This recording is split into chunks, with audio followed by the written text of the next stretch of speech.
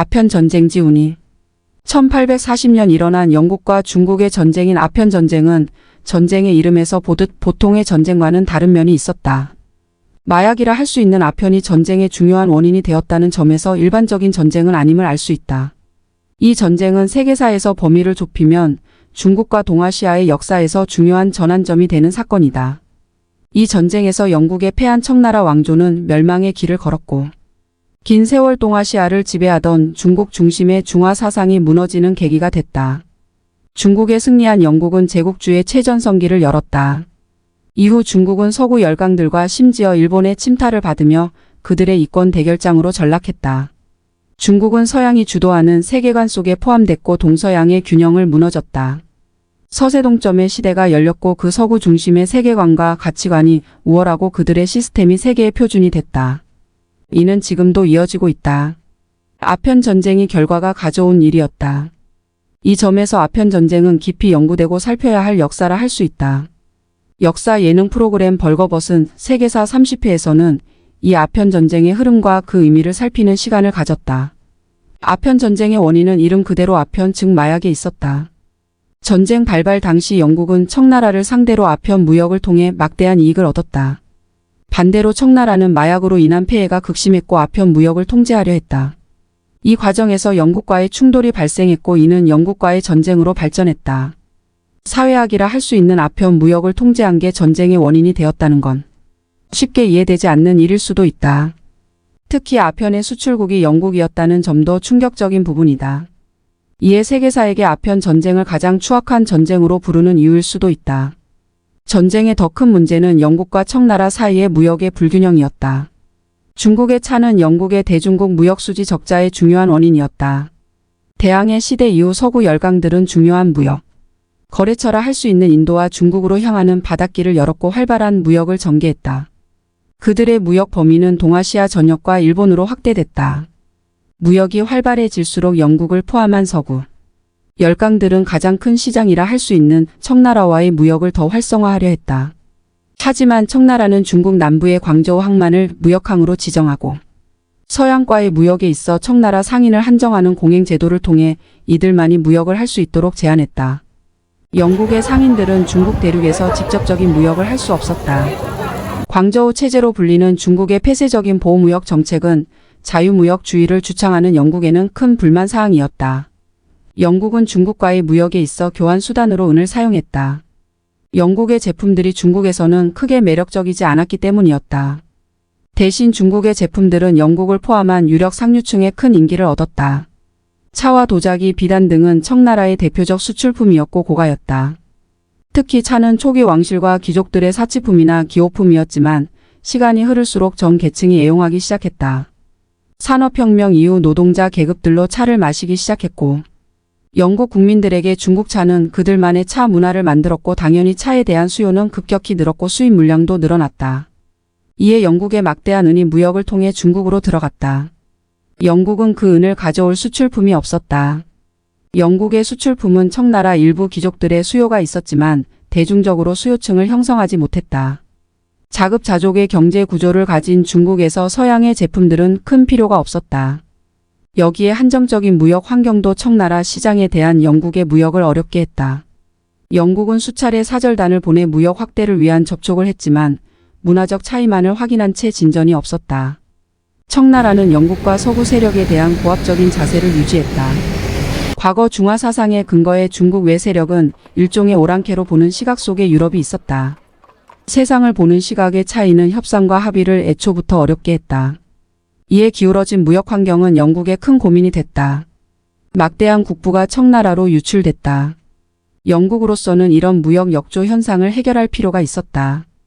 현재의 시각이라면 청나라 시장에 맞는 제품을 만들거나 차 수입을 줄이고 그 대체품을 찾는 등의 노력을 하겠지만 영국은 상상치 못한 방법을 찾았다. 영국은 일종의 블루오션 상품으로 아편 즉 마약에 주목했다. 당시 아편은 의약품으로 사용됐다. 이후 그 수요층이 늘어났고 점점 상류층의 기호품으로 자리했다. 영국은 이 아편의 청나라 무역 수지 개선에 활용했다. 처음에는 그들의 점령한 인도네시아 자바섬을 근거지로 했지만 점차 식민지화된 인도에서 대단히 농장에서 양귀비를 재배하고 대형 아편 생산체제를 구축해 이를 제조하여 청나라에 판매했다. 영국은 인도를 활용한 아편의 삼각 무역을 통해 차 수입으로 인한 무역수지 적자를 해소했다. 그 중심에는 식민지 경영을 이끌었던 동인도 회사가 있었다. 동인도 회사는 청나라에 대한 아편 무역을 주도했다. 동인도 회사는 사기업이었지만 실상은 영국 정부의 비호를 받는 식민지 경영의 주체였다. 당시 동인도 회사는 식민지 확장에 따른 자금난에 시달렸고 수익을 늘리기 위한 수단이 필요했다. 청나라 아편 무역은 중요한 돌파구였다. 마약 거래였던 만큼 아편 무역은 대부분 밀무역 형태로 이루어졌다.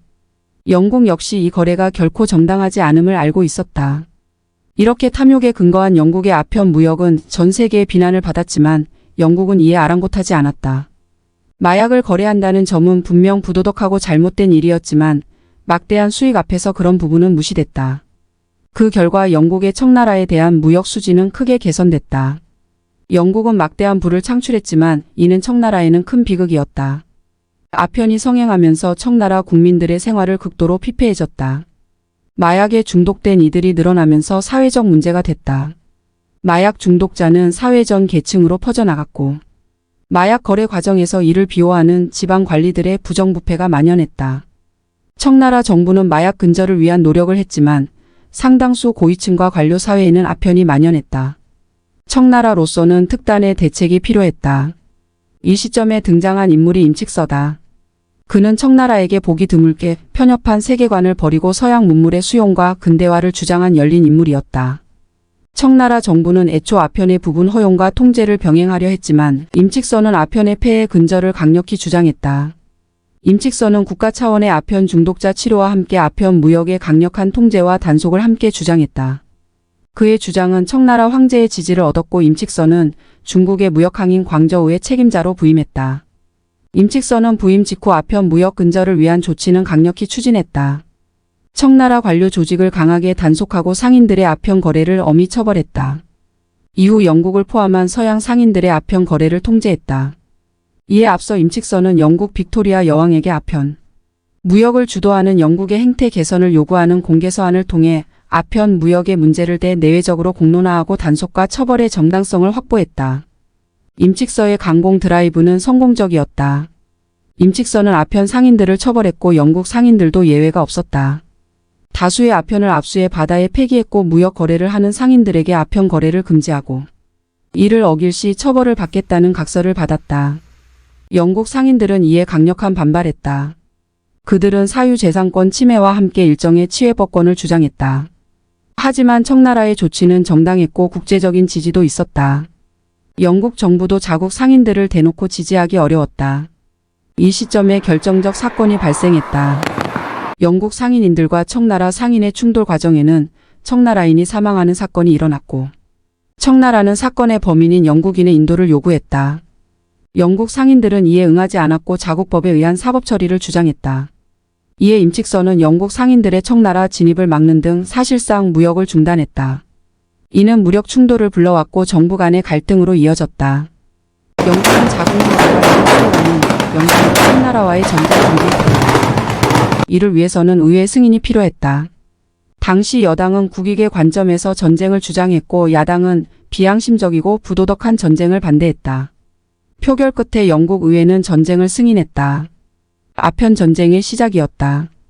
영국의 원정부는 청나라로 향했다. 1840년 6월 영국과 청나라는 중국 광저우를 시작으로 대결했다. 동, 서양 패권국의 대결이었다. 이 전쟁에서 청나라는 영국의 앞선 무기체계와 전술 앞에 대응하지 못했다. 대포의 사거리는 비교가 될 수 없었고 개인화기 역시 큰 차이가 있었다. 여러 전쟁에서 전투 경험을 쌓은 영국군은 매우 숙련된 병사들이었다. 이에 비해 만연된 부정부패 속에 구성된 청나라 군은 오합지졸이었다. 영국군은 무역항인 광저우를 해상 봉쇄한 이후 해안선을 따라 북상해 청나라 수도 북경에 인접한 텐진항을 공격했다. 위협을 느낀 청나라 정부는 영구의 협상 요구를 받아들였다. 영국은 우선 영국에 강경하게 대응한 임칙서의 파면을 요구했다. 청나라 정부는 이에 응했다. 영국군과의 일전을 준비하던 임칙선은 광저우에서 소환되어 원지로 떠났다. 하지만 이런 조치에도 영국은 무리한 요구를 거듭했고 청나라는 이에 응하지 않았다. 본격적인 무력 충돌이 발생했다. 전쟁은 영국의 일방적 우세였다. 영국군의 압도적 화력 앞에 청나라 군은 무기력했다. 특히 당시로는 최첨단 병기라 할 수 있는 철과 증기기관 함선의 등장은 전투의 양상을 영국에 일방적으로 유리하게 했다. 청나라의 목선은 영국 함선의 상대가 될 수 없었고 다수의 배가 포격에 침몰하는 해전에서 청나라는 크게 참패했다. 육지전의 상황도 크게 다르지 않았다. 수적 우위에도 청나라 군은 영국군의 연전연패를 거듭했고 중요 거점을 점령당했다. 청나라 경제의 중요한 축인 대우나 요충지마저 영국군이 점령하자 청나라는 더 버틸 수 없었다. 영국의 힘에 굴복한 청나라는 영국의 주장을 대폭 수용한 조약을 해야 했다. 1842년 8월 29일 그렇게 난징 조약이 체결됐다. 이 조약으로 청나라는 홍콩을 영국에 넘겨야 했고 영국은 중국 영토 내에 자국 영토를 가지게 됐다. 이에 더해 청나라 내 독점 무역 상인 제도인 공행 제도가 철폐되어 영국 상인들의 중국 진출이 용이해졌다. 또한 청나라는 광저우 외에 상하이 등 4개 항구를 무역항으로 추가 개방해야 했다. 그 개항장에는 영국인 거주와 영사관 설치가 가능토록 했다. 영국과 청나라 관리는 동등한 자격을 가진다고 해. 사실상의 개항장의 영국인 거주지는 조계지로서 치외법권을 인정받았다. 이후 영국은 추가 협상을 통해 치외법권과 최애국대우 관세협정권을 더 추가했다. 또한 청나라는 막대한 전쟁 보상금과 함께 폐기한 아편에 대한 보상금도 지불하게 됐다. 완전한 불평등 조약이었다. 이 조약을 시작으로 청나라는 다른 서구 열강들과 불평등 조약을 체결하며 자주권에 심각한 손상을 입었다. 이로써 청나라는 그들의 원치 않았지만 조공을 받을 대상 또는 오랑캐로 여겼던 서구 열강이 주도하는 국제질서 속으로 편입됐고 문호를 대폭 개방해야 했다. 중국 중심의 중화사상 또한 그 종말을 고하고 말았다. 청나라를 잠든 사자로 보며 경계했던 서구 열강들은 청나라의 실상이 병든 대지임을 인지하고 본격적인 침탈에 나섰다. 청나라의 상실 감과는 별개로 영국은 난징 조약만으로 그들의 목표를 다 이룰 수 없었다. 청나라의 무역 개방이 원하는 만큼 이루어지지 않았고 무역 목표한 이익이 나오지 않았다. 청나라 국민들의 영국 등 서양 제품에 대한 수요가 여전히 많지 않았고 아편 전쟁 이후 청나라 국민들의 서구 열강에 대한 반감이 커졌다. 한마디로 장사할 환경이 더 나빠졌다. 영국은 청나라의 더 큰 개방과 이권 확보를 위한 새로운 환경이 필요했다. 영국은 이미 한 차례 성공한 힘에 의한 압박을 선택했다. 이번에는 그들 혼자만이 아니었다. 영국은 프랑스와 함께했다. 영국은 그들 국적의 선박 에로오가 해적 혐의를 받고 선원들이 구금 등 처벌을 받자 이에 항의했다. 에로오 사건으로 명령된 이 사건은 영국에는 또 다른 전쟁의 중요한 빌미가 됐다. 실상은 이전 난징 조약의 개정을 통한 더 많은 이권 확보를 위한 침략이었다. 청나라의 허약함을 확인한 다른 열강들도 침략에 동참했다. 영국과 프랑스가 앞장섰고 미국과 러시아가 이권을 위해 숟가락을 엎었다. 청나라는 영국 한 나라도 벅찬 상황에도 4개의 강대국과 맞서야 했다. 처음에는 협상을 통해 그들의 이권을 얻으려 했지만 청나라는 이에 응할 수 없었다. 결국 1856년 영국과 프랑스 연합군은 청나라 남부 중요 무역항인 광저우에 상륙했다. 제2차 아편 전쟁의 시작이었다. 영국과 프랑스의 군의 행태는 매우 폭력적이고 파괴적이었다.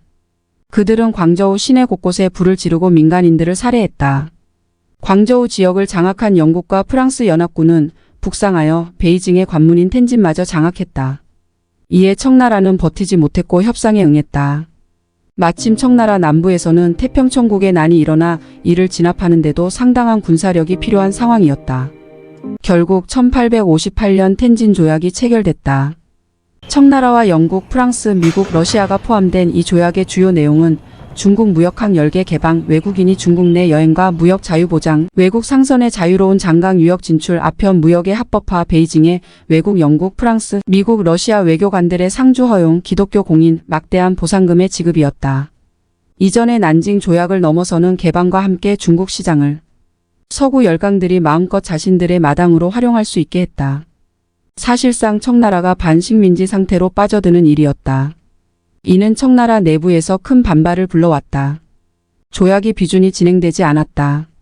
청나라의 반발과 영국과 프랑스 연합군은 다시 무력 도발을 감행했고 국지전에서 청나라군이 승리하면서 청나라 강경파의 입지가 더 강해졌다.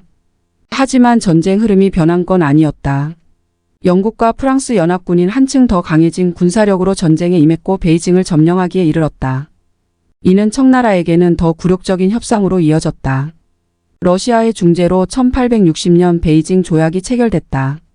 기존 텐진 조약의 빠른 이행과 함께 10개 무역항 외에 수도 베이징의 관문이 텐진항도 개방됐다. 기독교의 포교 자유가 허용됐고 몰수됐던 기존 프랑스 가톨릭 교회의 자산도 반환됐다. 베이징에서 서구 열강의 외교 사절이 상시 거주하게 됐다. 기존 홍콩에 더해 홍콩과 인접한 주룽 반도도 영국에 넘겨져 영국령이 포함됐다. 베이징 조약을 중재한 러시아는 연해주 지역을 넘겨받아 동아시아로 세력을 확대할 수 있게 됐다. 청나라 정부가 배상해야 할 금액도 더 늘었다. 청나라 정부가 금지하던 자국 국민들의 이민도 허용됐다. 이로써 중국 대륙은 서구 열강의 먹잇감으로 전락했다. 청나라는 빈 껍데기만 남았고 황제의 권한은 사실상 사라졌다. 혼란기 속에 세력을 키운 군벌들이 지방을 장악하고 중앙의 통제는 무의미해졌다. 중앙 정치도 권력자들이 장악했다. 이런 상황에도 청나라는 자체적인 개혁을 이루지 못했다. 국가 시스템의 근본적 문제를 개선하고 봉건제도의 한계를 극복하는 개혁이 필요했지만 그렇지 못했다. 청나라 정부 주도로 일어난 양무운동은 기존 체제 유지에 근거한 군사력 강화를 위한 근대화 운동으로 한계가 있었다. 이후 청나라는 정부에 대한 국민적인 반감이 커지고 곳곳에서 밀란이 일어났다. 구질서의 붕괴를 위한 국민적 열망이 점점 커져갔다. 청나라 정부는 외부로서는 서구 열강의 지속적인 이권 강탈과 침략을 막아내지 못했고 외부의 적과 맞설 수 있는 내부 역량도 키우지 못했다. 그 근본이 될 수 있는 국민들의 신뢰를 잃었다. 긴 세월 유지됐던 중국 봉건제 질서는 해체됐고 구질서의 마지막 왕조인 청나라도 멸망의 길을 걸었다. 청나라는 역사의 흐름을 반전시키지 못했고 1911년 신해혁명으로 무너졌고 중국 역사상 최초의 공화국인 중화민국 건국되며 역사 속으로 사라졌다. 1차 아편전쟁 후 70여 년 만의 일이었다. 아편전쟁의 여파는 중국 봉건제 붕괴를 이끌었다. 이는 중국 역사의 큰 치욕이고 아픔이었다. 그 아픔은 이후 일본의 침략과 중일 전쟁으로 이어졌다. 중국은 아편 전쟁 이후 독자적인 발전을 이루지 못하고 산업화나 근대화에서 뒤처지고 말았다. 그때 중국이 그들의 세계관에서 벗어나 변화하는 세계사의 흐름을 읽고 기민하게 대처했다면 세계사는 크게 달라질 수 있었다. 아마도 중국은 강대국의 위치를 계속 지킬 수 있었을지도 모른다. 공산주의 중국의 탄생도 없었을 수도 있다. 하지만 모두 부질없는 상상이다. 자기 자신을 지키지 못하는 나라는 양육강식이 지배하는 냉혹한 세계 질서 속에서 도태될 수밖에 없는 게 현실이다. 그때도 그렇고 지금도 마찬가지다. 우리 역시 일제강점기를 통해 아픈 경험을 했다. 중국은 아편 전쟁을 중요한 역사적 사건으로 인식하고 교육에도 큰 비중을 두고 있다. 그들에게 아편 전쟁은 잊지 말아야 할 역사이기 때문이다.